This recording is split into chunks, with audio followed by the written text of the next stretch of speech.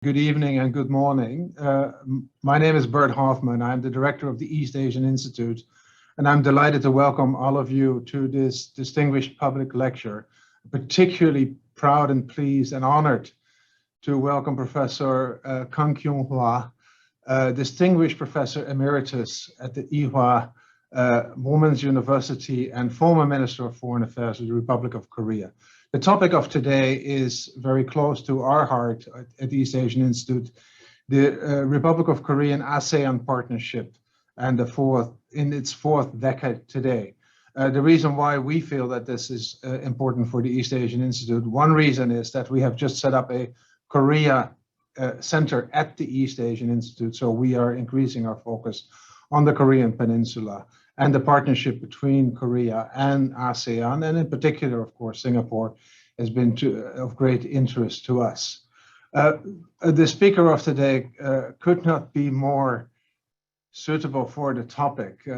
Professor Kyung-wha, the distinguished professor emeritus, as already said, at the Ewha Women's University in Seoul, is also the former Minister of Foreign Affairs of the Republic of Korea, and she has been one of the great architects of the new Southern policy of Korea, which will take shape in a different form going forward, no doubt, which has been a mainstay of Korea's policies vis-a-vis ASEAN. Professor Kang served as the 38th Minister of Foreign Affairs of the Republic of Korea, and she was the first woman. And knowing Korea a little bit, I do think that is extremely significant, and there is a great potential in further growth of women in the Korean society. Throughout her career in Seoul, Geneva, and New York, and she has also been a steadfast advocate for human rights and for women advancement. Me, having worked at the World Bank, know how important that is for development and growth in general. During Professor Kang's ministerial tenure, she spearheaded the Korea's effort to win global support for its initiative to engage with North Korea to bring about lasting peace and complete denuclearization of the Korean Peninsula, while also deepening the country's diplomatic relationship in the region and beyond. She also actively participated in various multilateral discussions on human rights, on non-proliferation, peacekeeping, development cooperation, and most recently, COVID-19 responses. Professor Kang has a very distinguished and long career in public service in Korea and in international organizations. She joined the Foreign Ministry in 1998. She was, among others, responsible for international organizations. And in 2007, she joined the UN, following her appointment to the post of Deputy High Commissioner for Human Rights by the then Secretary General Kofi Annan. In 2013, Dr. Kang was appointed by the then Secretary Ban Ki-moon, also a Korean, for which I'm sure Professor Kang has done something to get Ban Ki-moon in place. She was appointed as Deputy Emerging Relief Coordinator and Assistant Secretary General for Humanitarian Affairs. After resigning from her post, Dr. Kang at the UN, she served as the Chief of the Transition Team for the Secretary General-elect Antonio Guterres. Dr. Kang graduated from Yonsei University in Seoul, and she has a bachelor degrees in political science and diplomacy. She received an MA and PhD degree from the University of Massachusetts Amherst in the United States. And her doctorate work was in the field of international intercultural communications. Dr. Kang, we are delighted to have you here. I hand over to you for your distinguished public lecture. One housekeeping. If you have a question during the lecture, you can already use the Q&A button. I will repeat that after the lecture. Professor Kang, the floor is yours. Well, thank you very much for the very kind, generous introduction, Dr. Hoffman, and for the invitation to speak to the audience at the Korea Center. I am truly delighted to do so. And I would first of all like to offer a very belated but hearty congratulations to the NUS, National University of Singapore, and EAI, the East Asia Institute, for establishing the Korea Center. Certainly, this is a very important and much needed addition to the network of actors that have built close ties between Korea and Southeast Asia over the decades. And I'm sure that the center will make invaluable contributions to further advancing these relations in the coming years. I accepted the invitation to speak, readily accepted, out of my fond memories of working closely together with my counterparts of the ASEAN and its member states over our new Southern policy, which culminated with the RoK-ASEAN Special Summit in November 2019. So today I will talk about the 2019 Special Summit, before, during, and after, and the challenges to the fourth decade of RoK-ASEAN partnership in the evolving global and regional context. What I am able to and should say about the topic is, of course, not a policy statement or update, as I no longer have official status. Rather, they will be my recollections and observations in broad strokes.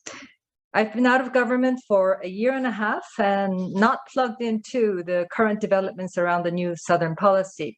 But reading your first issue of the Korea Bulletin that the Korea Center published, as well as the publicly available updates of the Korean Foreign Ministry, I'm very assured to see that the attention and energy given to the new Southern policy on both sides have been steadfast. To start on a lighter touch, I should know that my professional ties to the region dates back much longer, to my 10 years of work at the United Nations on human rights and humanitarian assistance, when I had numerous occasions to visit and work with government and non-government partners in the region, including the ASEAN Secretariat. Furthermore, you may know this, the UN Secretariat has an annual week-long consultation with the ASEAN Secretariat during the General Assembly every fall. This means Secretariat-wide preparations and engagement led by the Secretary Generals on both sides. And I am not aware of any other regional organization that has established such a well-woven institutional relationship with the United Nations.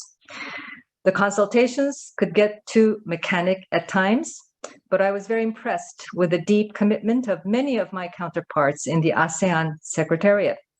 And long before that, as a mid-level officer in the Korean Foreign Ministry, I had been a part of the ministers' delegation participating in the ASEAN post-ministerial meetings in the late 1990s.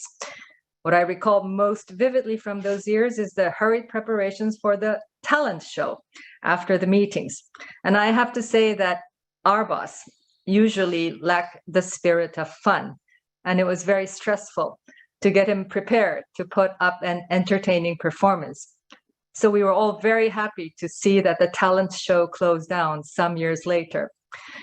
But as foreign relations become ever more confrontational and divisive, one has to long for, to a certain extent, those days when the US Secretary of State and the Russian Foreign Minister could dance together to the amusement of their colleagues in ASEAN and partners.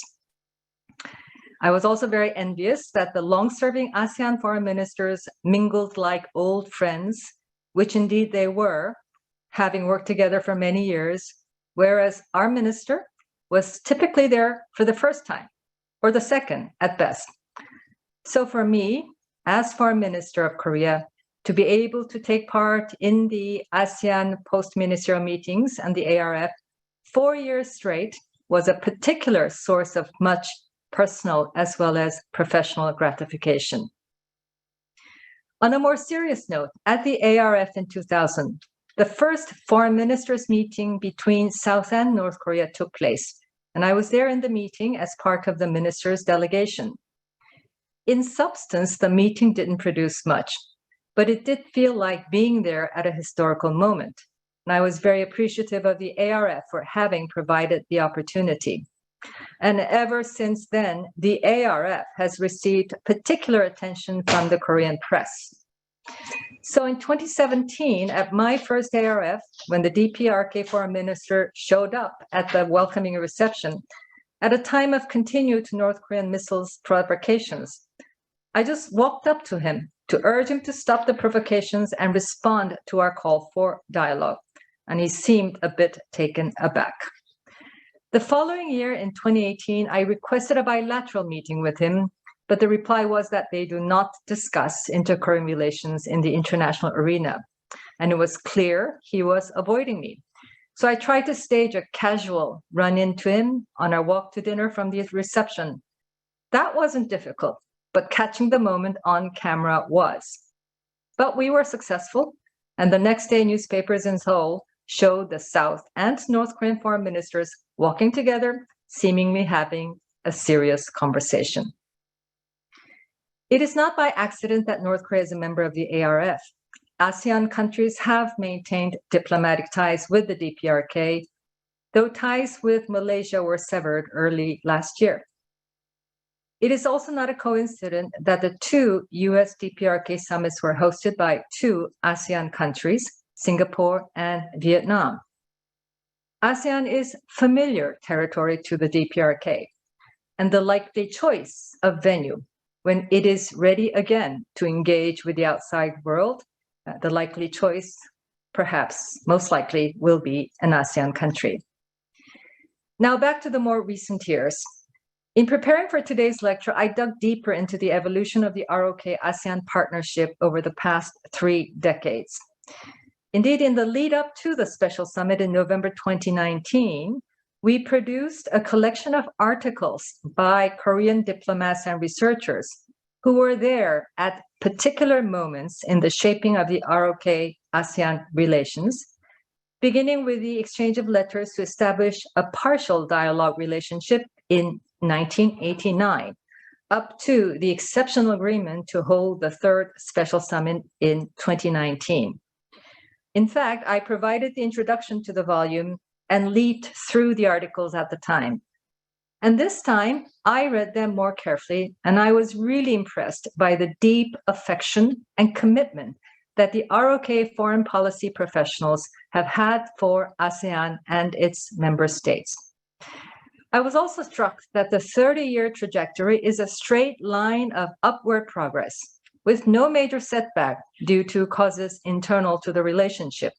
And I can't think of another region where South Korea has not had serious setbacks in diplomatic relations.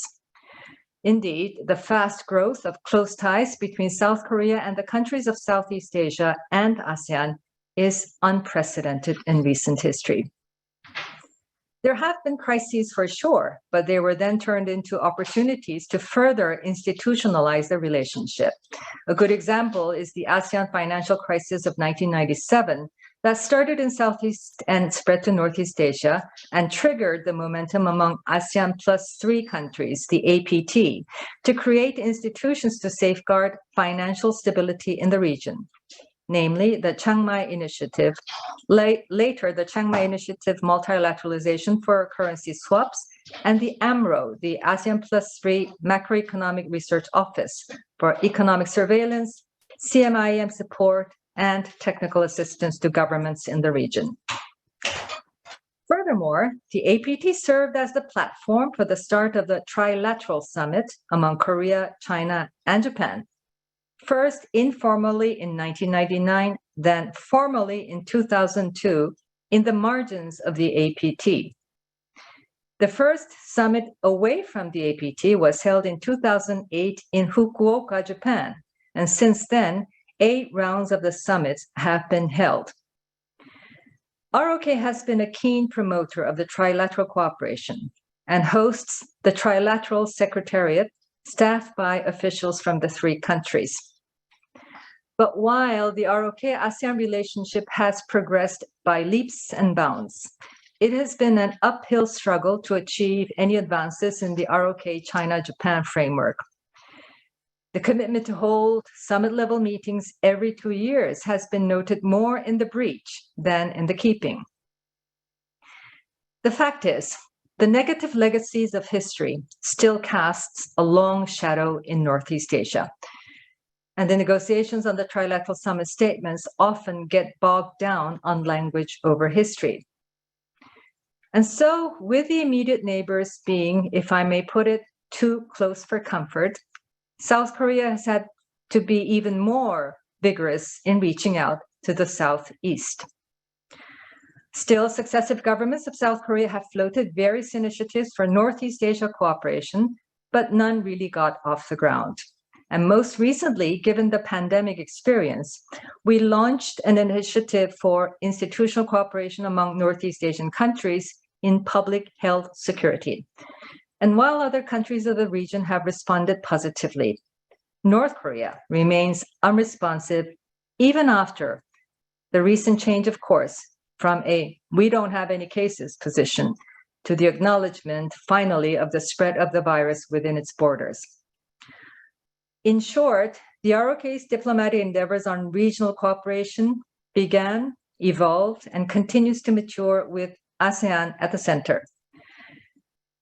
Since the establishment of the Sectoral Dialogue Partnership in 1989 during the term of President Roh Tae-woo, successive presidents of the Republic have made signature contributions to the relationship. Let me sum up. Just 2 years later, in record time, the sectoral partnership was upgraded to full dialogue partnership. In 1997, the first ASEAN +3, as well as the first RoK-ASEAN Summit meetings were held. At the second ASEAN +3 Summit in 1998, President Kim Dae-jung proposed the establishment of an East Asia Vision Group to probe ways toward community building in East Asia. And the report of the group was adopted at the APT Summit in 2001. In 2004, during President Roh Moo-hyun's term, the Joint Declaration on RoK-ASEAN Comprehensive Partnership was adopted, and the RoK signed the Treaty of Amity and Cooperation in Southeast Asia. The following year, 2005, the RoK-ASEAN Basic Agreement on FTA was signed, with the Agreement on Trade in Goods reached in 2006, on services in 2007, and on investments in 2009. In 2009, during the term of President Lee Myung-bak, the RoK-ASEAN Center opened in Seoul, and a special summit held to mark 20 years of the dialogue partnership. The following year, a joint statement on RoK-ASEAN strategic partnership was adopted. And in 2011, the first RoK-Mekong Foreign Ministers meeting was held and adopted the Han River Declaration. The RoK mission to ASEAN opened in Jakarta in 2012, and in 2014, under President Park Geun-hye, the second special summit was held to mark 25 years of the partnership. President Moon Jae-in took the importance of ASEAN in Korea's foreign policy agenda to a whole new level with the new Southern policy.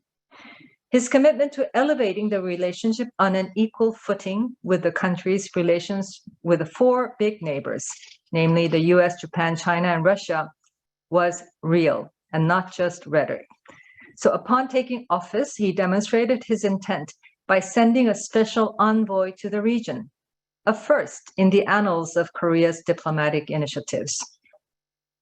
In September 27, the ASEAN Culture Center opened in Busan, and I was very pleased to be leading the tape cutting at the opening ceremony.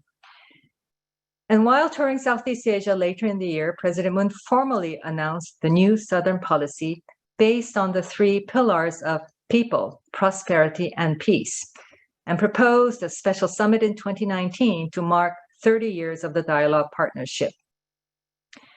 The RoK-ASEAN Annual Summit in Manila welcomed the new policy initiative and announced the RoK-ASEAN Joint Future Vision.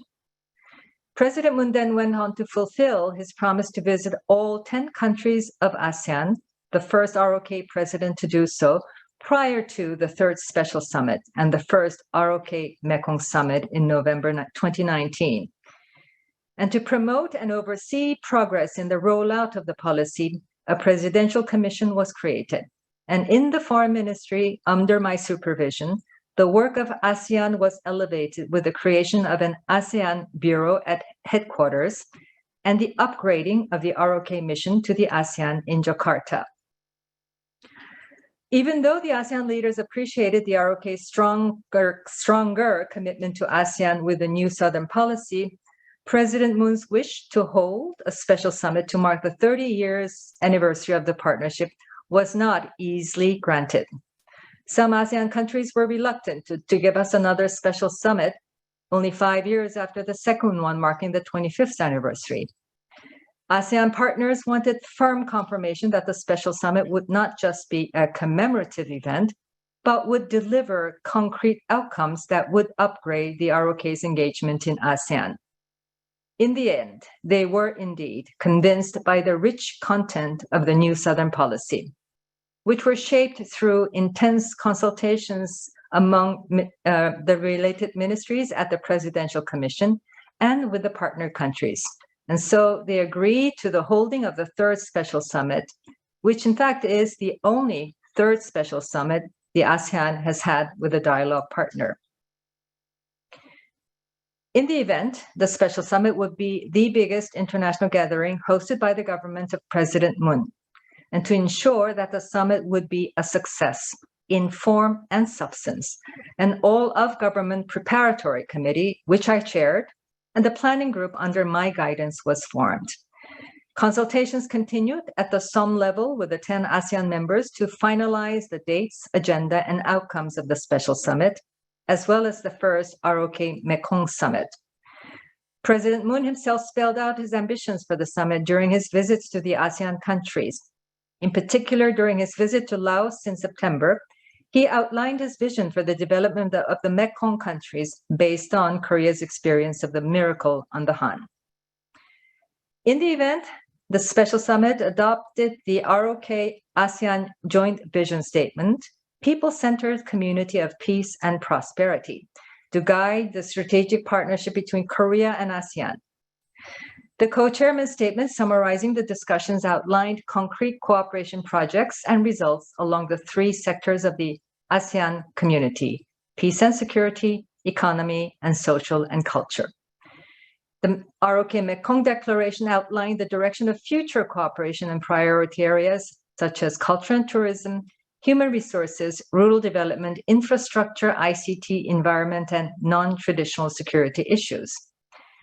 The RoK-ASEAN Cooperation Fund was expanded from $700 million a year to $1.4 billion annually. The RoK-Mekong Cooperation Fund would also increase annually to $5 million by 2022. Korea's grant aid to the NSP partners would also double from around $100 million in 2018 to over $300 million in 2022, much of it in the public health sector.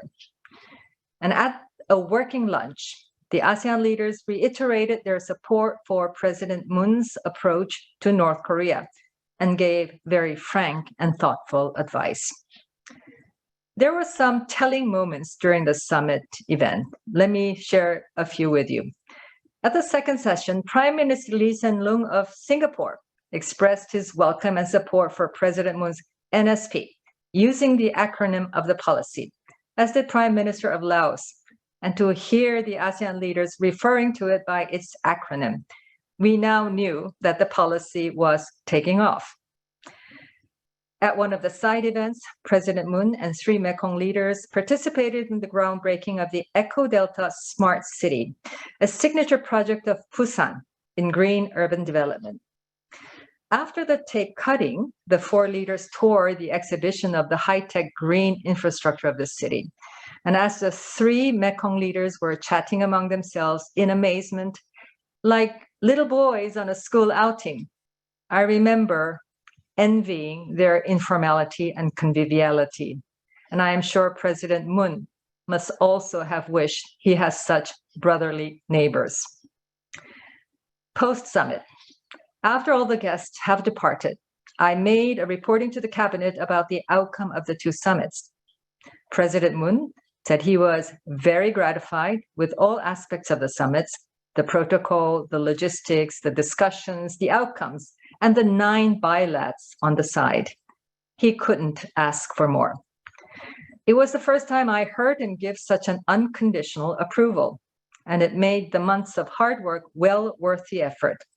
Of course, I conveyed those exact words to my staff, who were elated and seemed ready to take on another summit. In early 2020, the outbreak of the pandemic caught us all off guard. And as foreign minister, my days became to be filled with phone calls and Zooms to protest entry bans against Koreans, to bring our nationals home in the midst of a growing maze of travel restrictions, to secure exceptional access for our business travelers, and increasingly to reply to requests for help from those who have seen our robust response to the virus. Meanwhile, the NSP team quickly regrouped and upgraded the NSP priorities in light of the global public health crisis. With a reprioritization along 7 strategic directions, public health being one, NSP Plus became the nomenclature and announced at the virtual RoK-ASEAN Summit in November. And at the summit a year later in 2021, a joint statement was adopted, taking stock of the fruits of the 4 years cooperation in NSP and reaffirming the political will of the leaders for future collaboration. Indeed, the fruits have been bountiful in all 3 anchors of people, prosperity, and peace, as listed in the fact sheet prepared on the occasion of the 2021 summit. And for those of you who haven't seen it yet, I will certainly refer you to that. A noteworthy development has also been the linkages made between Korea's NSP and the regional strategies of the United States, the Indo-Pacific Strategy, Australia also, and several European countries. Korea has welcomed the collaboration based on the principle of ASEAN centrality and open regionalism. The plethora of joined-up efforts can be overlapping and confusing at times, but they can generate synergy and mitigate the fallout of the increasingly divisive and contentious geopolitical dynamics. So next, indeed, the global and regional context for the 4th decade of RoK-ASEAN partnership has changed rather dramatically. The new government of President Yoon Suk-yeol must navigate through the turbulent waters in carrying the RoK-ASEAN partnership to greater strengths in the years ahead. In our region and around the world, the US-China strategic rivalry has deepened and become all-pervasive.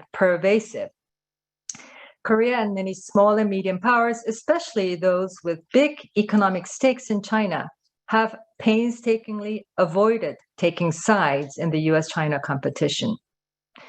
Our experience of the harsh economic sanctions imposed on Korean businesses over the deployment of the THAAD missile defense a few years ago was a rude awakening about China's readiness to use its economic power over political and security issues.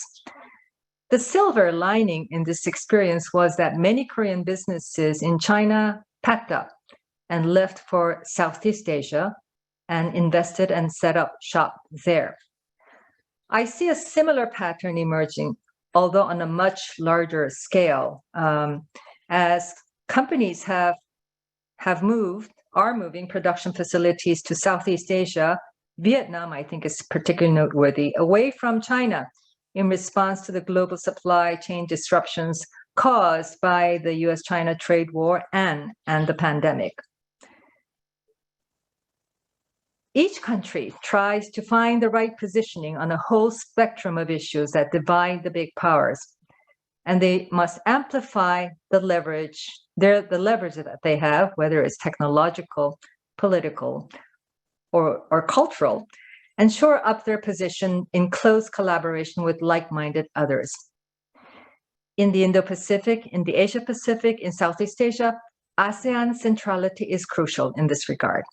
Korea's NSP and the regional strategies of others have also placed ASEAN centrality as a core principle.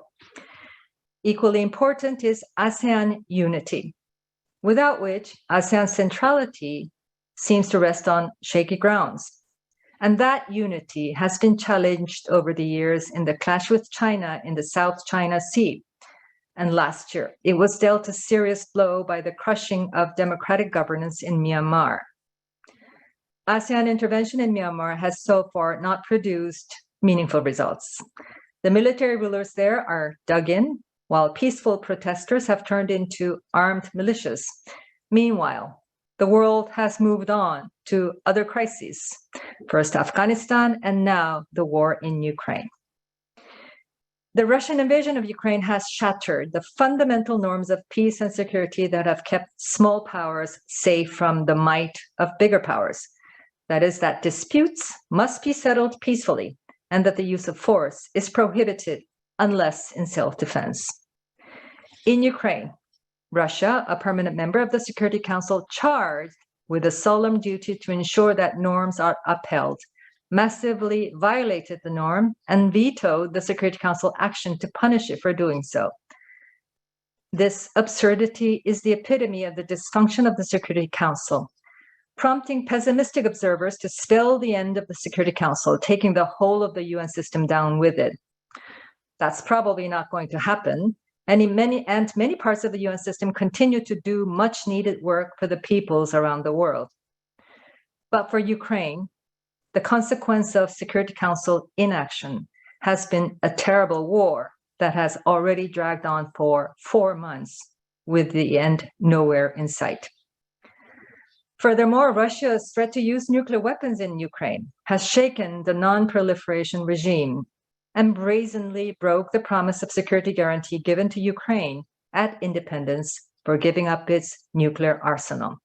And for those of us whose mission is to get North Korea to give up its nuclear capabilities, the job has gotten much harder.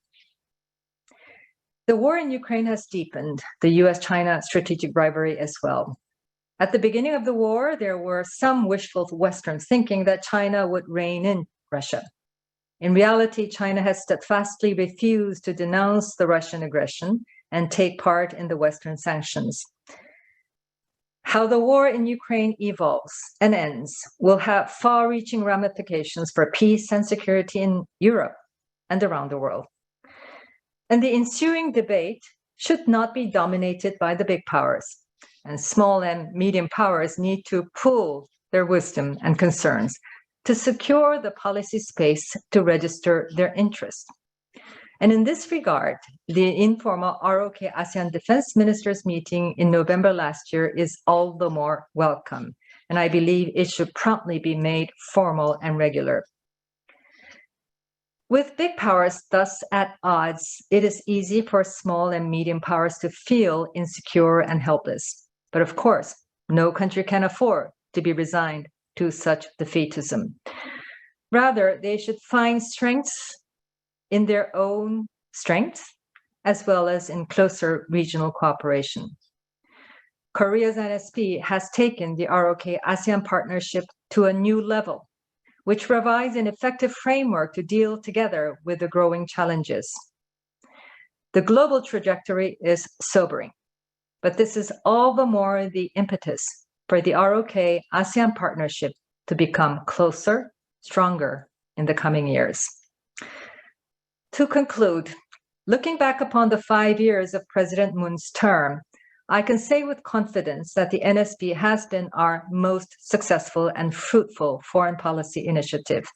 And I'm deeply grateful to the ASEAN partners for working closely with us at various levels, for taking the ride with us. I have no reason to doubt that the work will continue, or is it not continue, will continue by the new administration of President Yoon Suk-yeol.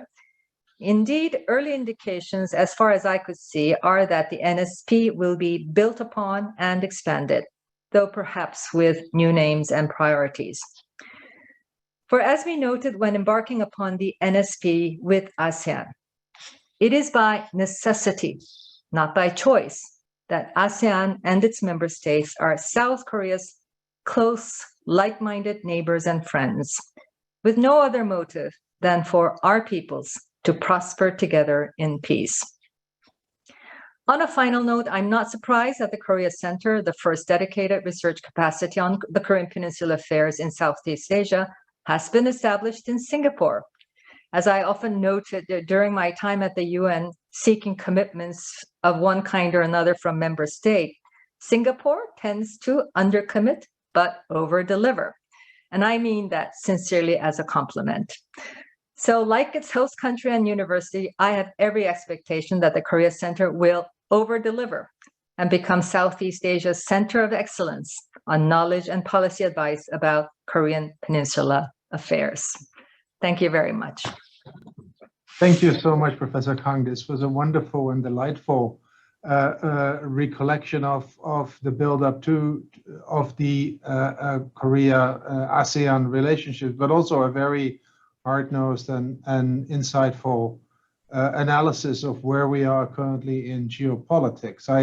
I do appreciate your high skills as a diplomat to get into the same picture of the DPRK foreign minister, even if it was not necessarily designed. That requires years of experience for sure. But also, I find that you put the choices of the small and medium powers very clearly on the table, and indeed the need to have those the interest of those small and medium powers assured in the context of any future outcome of the current war in the Ukraine.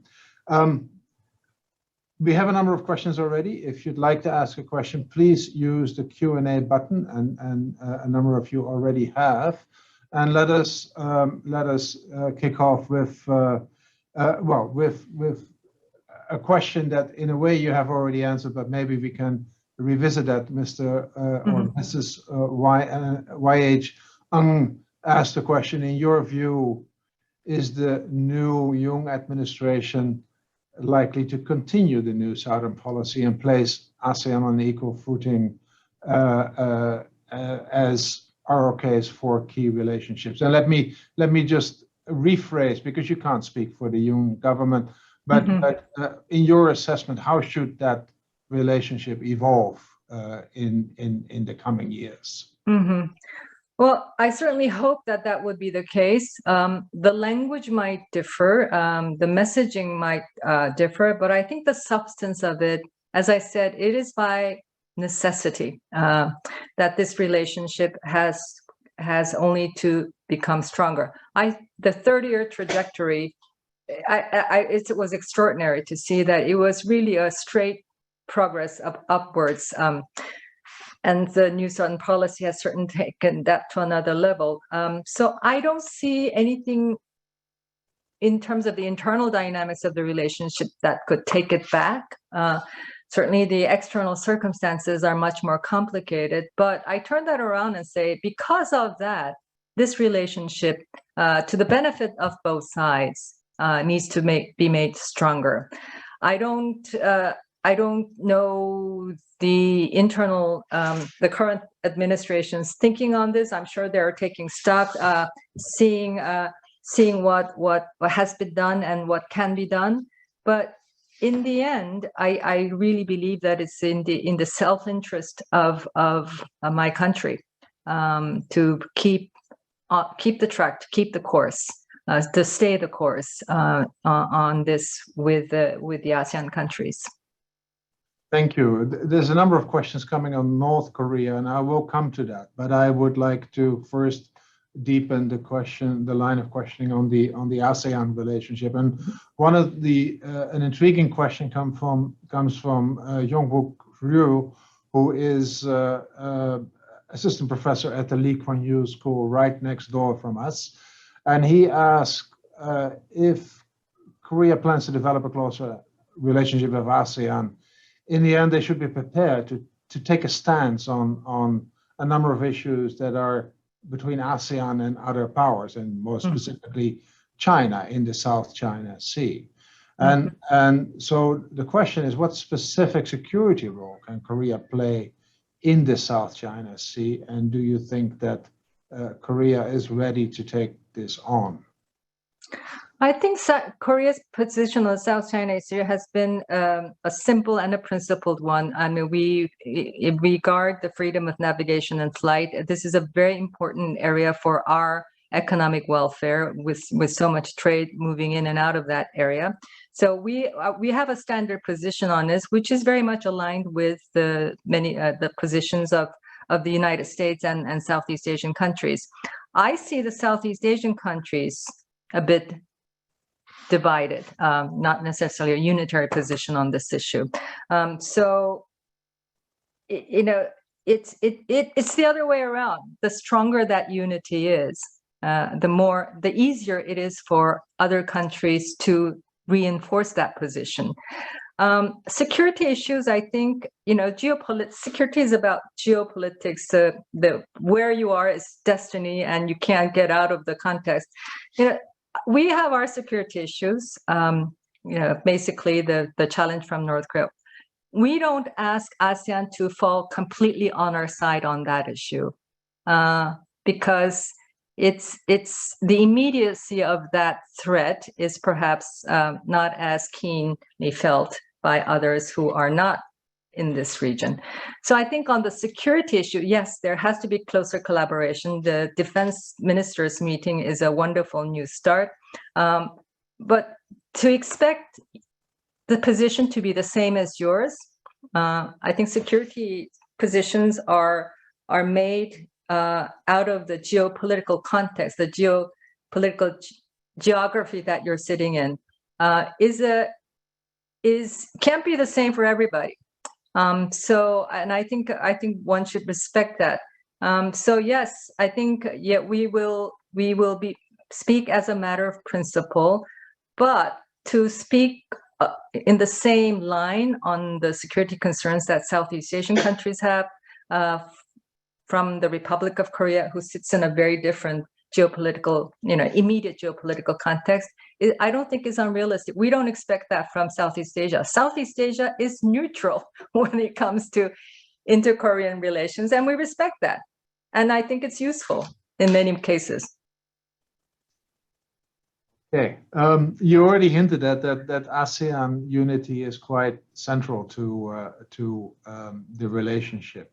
At the same time, you also know that there is a certain division. Dr. Sarah Tong asked, what do you believe the RoK can help in promoting ASEAN unity? Does the RoK see it at all as a role? And if so, what can be done to get that ASEAN centrality on an even firmer basis? I think the current challenge, of course, is Myanmar. And I know I've dealt with Myanmar in my previous incarnation in the UN, both human rights and humanitarian. So I have a deep appreciation for the difficulty of the current situation and how it got there. So, but, the world, maybe it was out of inability to do anything about it, but I think we've the immediate neighborhood to intervene and course rectify for Myanmar when it happened already nearly a year and a half ago, more than a year and a half ago, and when that didn't happen, I think we all felt very ineffective and just helpless. And not being able to do anything about it. There are NGOs, there are human rights groups still at it.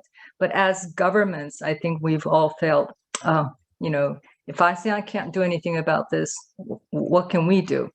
I don't think Korea is in a situation to play the role of an effective mediator or a facilitator of dialogue within ASEAN. I don't think the ASEAN culture is amenable to that. I think it would be presumptuous of Korea to say, well, you can't seem to agree among themselves, so let me mediate and facilitate the dialogue. Maybe, I wouldn't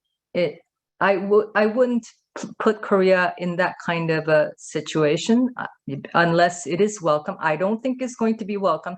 I don't think it would be welcome from any country, given the culture and the working methods of ASEAN.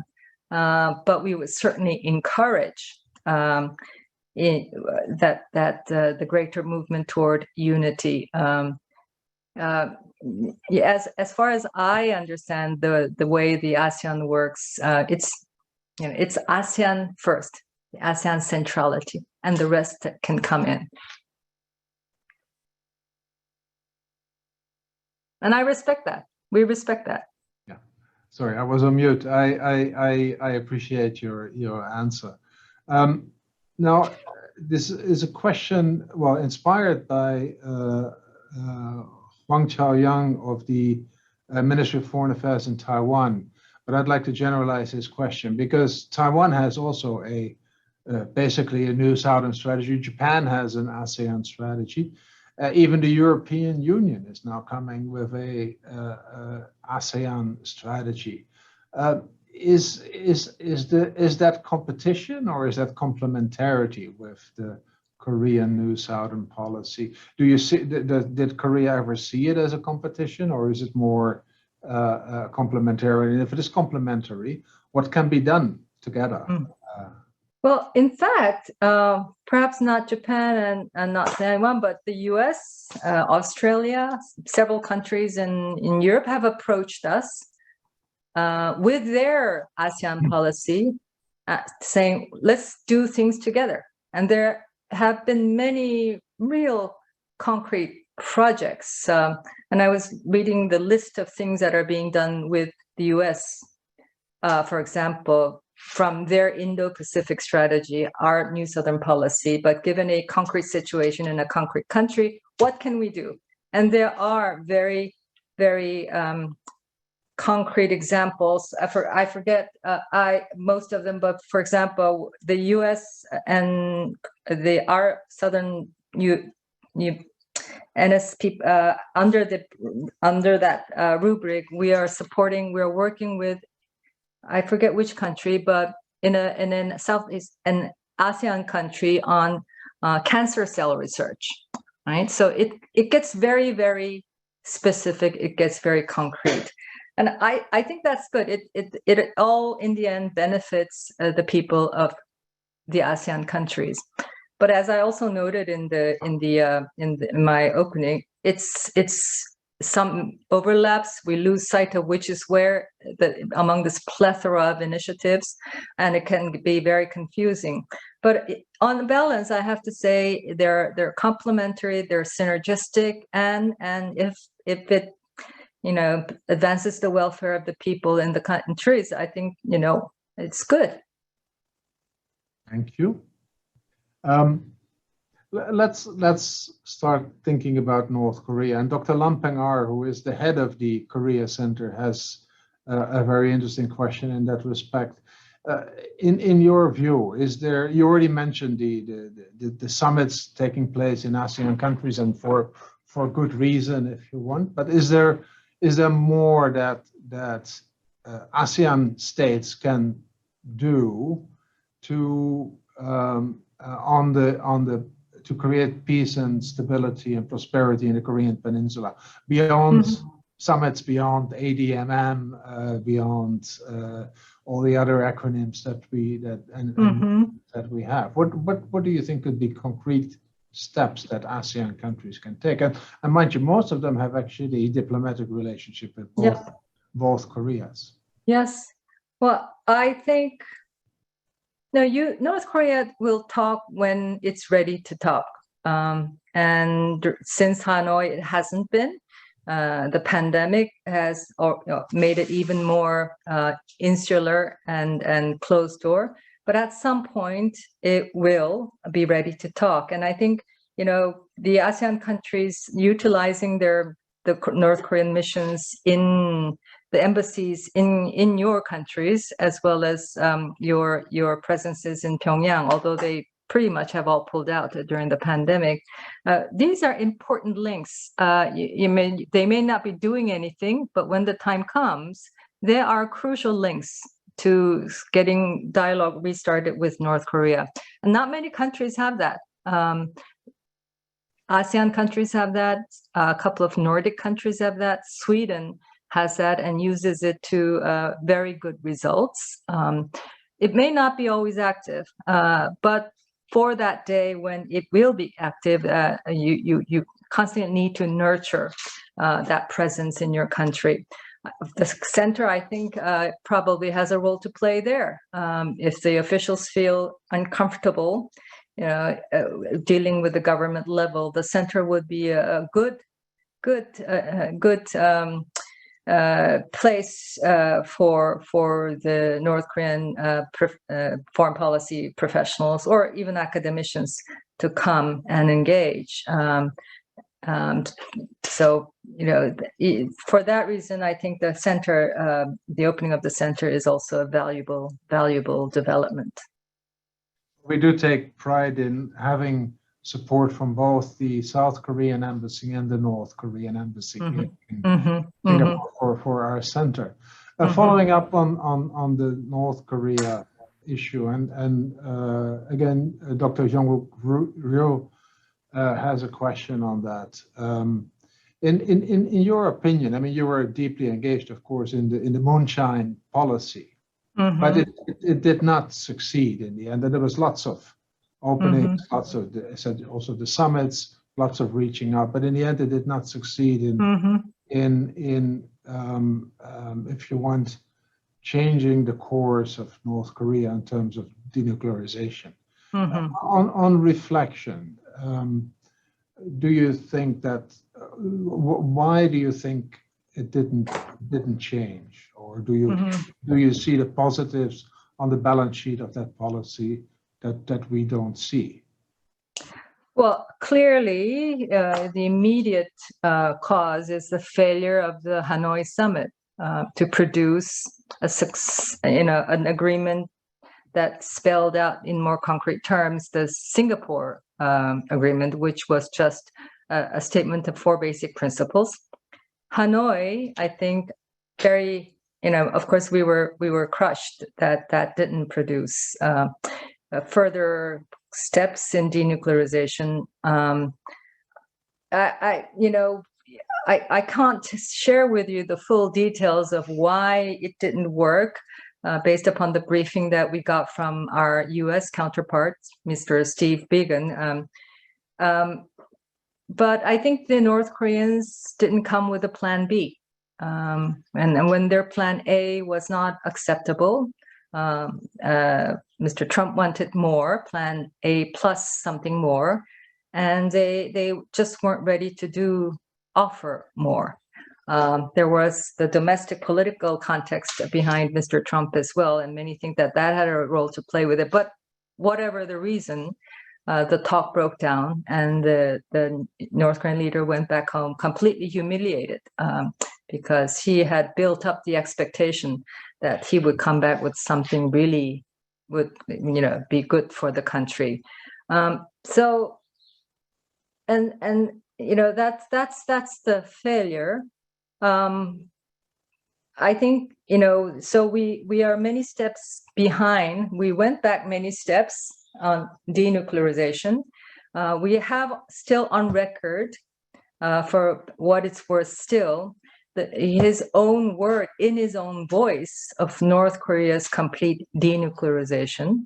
And so that's an official public commitment that he has made, I think at the end of the 2018 North and South Korean summit in Pyongyang. So there are these things that we need continue to hold on to.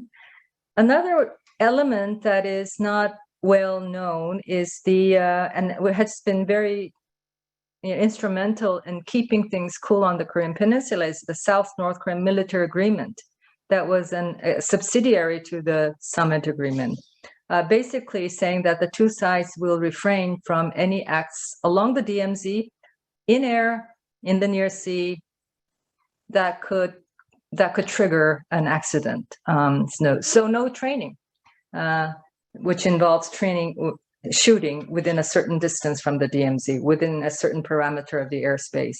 And that has been kept. So there has been no incidents along the DMZ since that agreement. There have been some incidents which were questionable as to did it or did it not break the agreement from the North Korean side, but technically they haven't. And that has really kept things cool on the DMZ. And I very much hope that continues to be the case, because if on top of this, we start having clashes for however serious along the DMZ, I think, things could really, really escalate. So that, people people forget the good stories, but that has been something that has come out of the dialogue and has maintained, and we should continue to make sure that is not breached. You did mention the further complications that Russia's invasion in the Ukraine has brought to the issue of non-proliferation more globally. Yes. I very much agree with that. We, at least Europeans, are very aware of that. Maybe in Southeast Asia less so. But that breach of the Budapest, the 1994 Budapest assurances, is really quite detrimental to not just the issue of denuclearization of North Korea, but also Iran and other countries. So you are spot on there, in my view. Let's turn to a question of Kyung-wha Kang of RSIS. The RoK investments in the Mekong countries are increasing and substantively, especially in terms of industrialization of Vietnam. China is also very active in the Mekong countries. How do you believe that the RoK and China can cooperate to accelerate peaceful economic and infrastructure development in what is known here as mainland ASEAN states? Well, Korea has, I think, become the #1 investment country in Vietnam. And that was the case when I was foreign minister. I'm not sure that's still the case, but it does indicate the level of business interest that Korea has. And I think that will continue. I don't know if there are collaborations with the Chinese in Vietnam. I don't know. I don't know enough about that to have an answer to that question. So, yeah. Fair enough. Let's go to a question of Dr. Cheng Gung of the East Asian Institute. In your view, what could be the major challenges for a future Korea-ASEAN relationship? Say that again, please. The main challenges for the future Korea-ASEAN relationship. Well,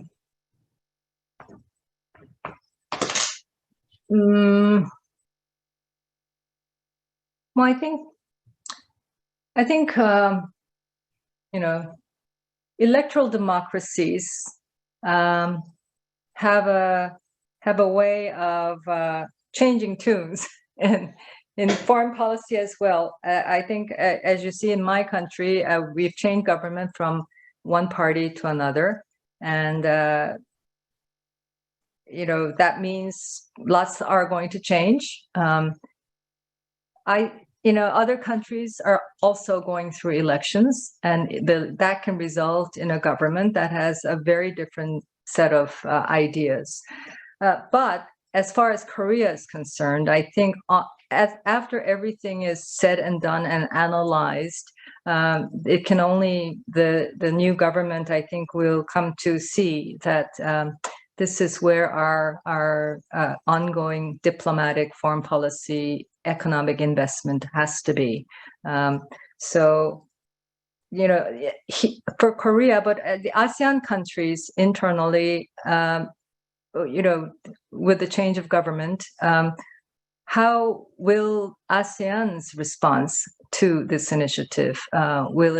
Will that support continue? Will it not? That has to be, that had constantly to be monitored.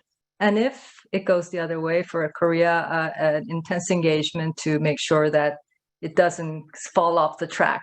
So I see, and that is the nature of governments that are get elected occasionally, and that we just have to live with that. We can't comment on the outcome, whether it's good or bad. We respect the results in other countries, but the result then might require a higher and intense diplomatic engagement than otherwise. I think I would like to see more diversification within ASEAN. I think Vietnam is too prominent.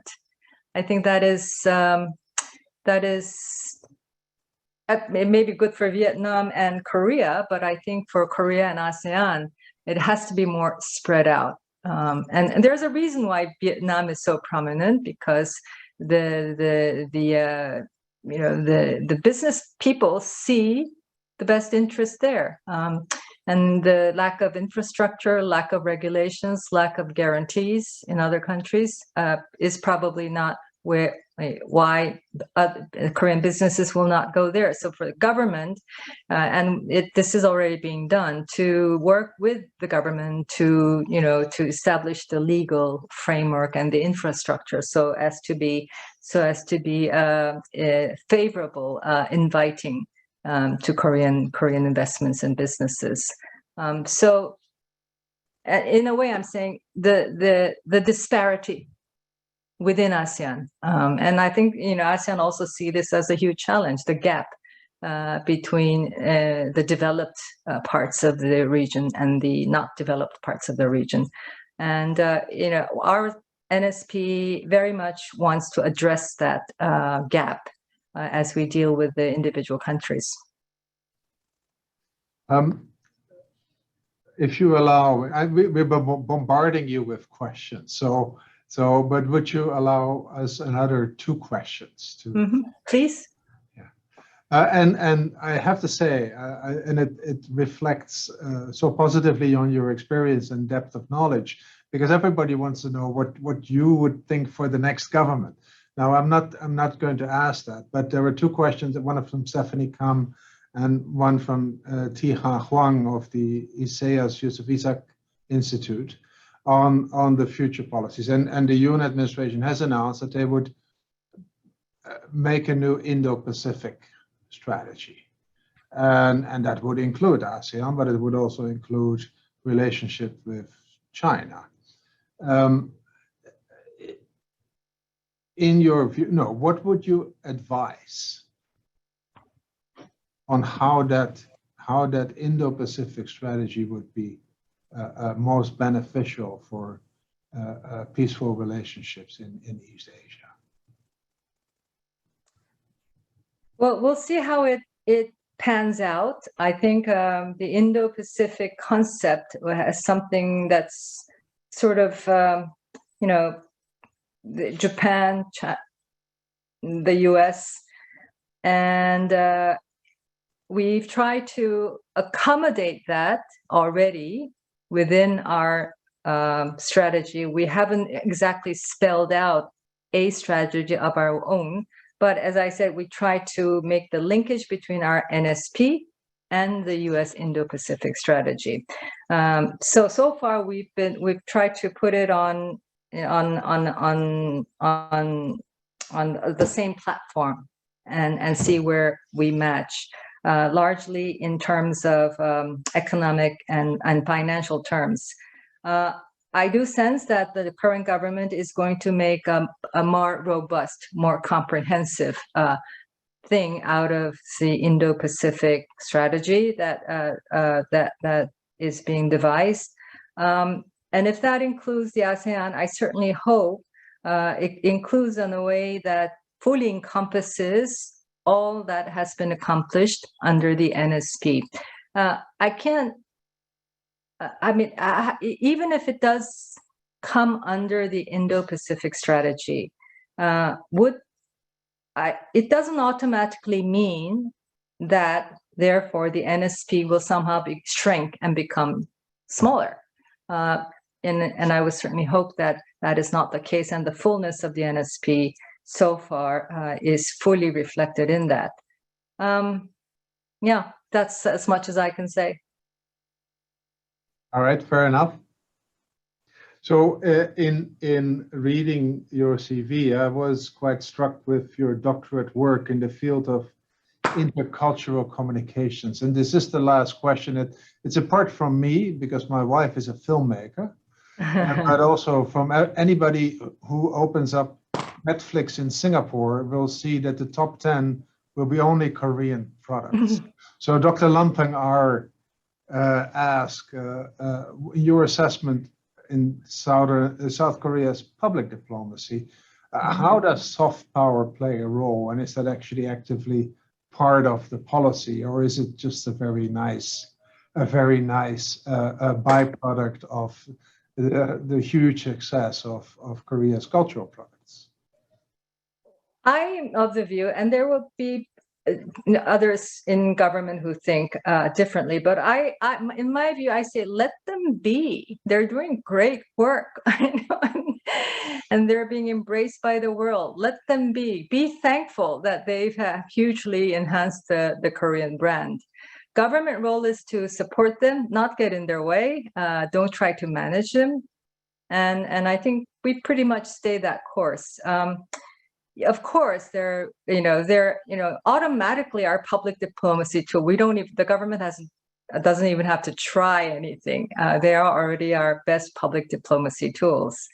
So I hope that they continue to be that. I have to say, when the phenomena of the Korean K-pop came around a few decades ago, everybody thought it was just a passing phenomenon. I think nobody thought that it would become something so deeply welcomed and rooted and institutionalized around the world. But that is what has happened, and I think the key to that is this unbound creativity and the spontaneous creativity that our country as a very vibrant democracy has enabled. And so unless we change our nature, our character as a vibrant democracy, that will continue.